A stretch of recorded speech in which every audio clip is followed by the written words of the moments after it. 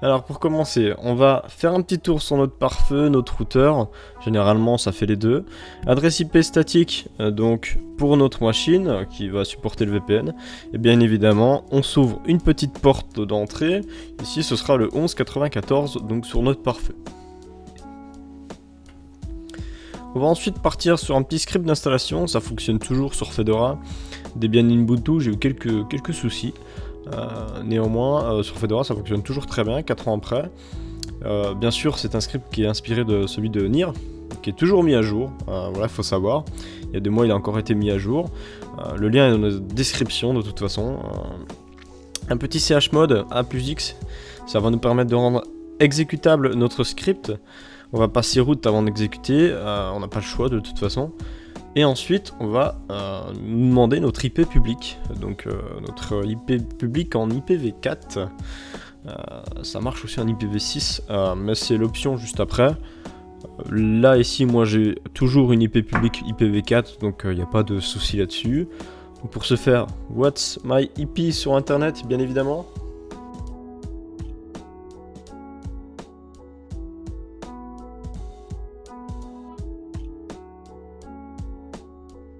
Alors ensuite, il va nous proposer donc le protocole de transfert, UDP ou TCP. Je prends toujours TCP qui est beaucoup plus sécurisé. Le niveau de chiffrement, donc ça c'est vous qui voyez. Et la première chose qu'il nous demande, c'est le port. Donc j'ai mis 1194, c'est celui par défaut qu'il nous propose. Et bien sûr que vous pouvez changer. Ensuite, est-ce que vous voulez compresser tout ça? Oui, bien évidemment. Customiser le type de chiffrement, moi pas, je suis à la maison. Après, je vous invite à vous renseigner sur internet, il y en a des dizaines et des dizaines de types de chiffrements différents. Voulez-vous utiliser un password pour votre client? 2, bien évidemment, toujours. Moi, je suis à la maison, donc sans password, ça me suffit largement. Je sais très bien que personne n'aura accès au dossier, donc au dossier client. Un petit CP, et là, qu'est-ce qu'on va faire?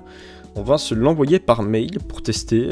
Bien évidemment, il y a une application qui s'appelle OpenVPN, disponible sur le Play Store, qui va nous permettre de tester si notre VPN fonctionne, bien sûr en 4G, il faut être dans un réseau différent, sinon ça ne fonctionnera pas.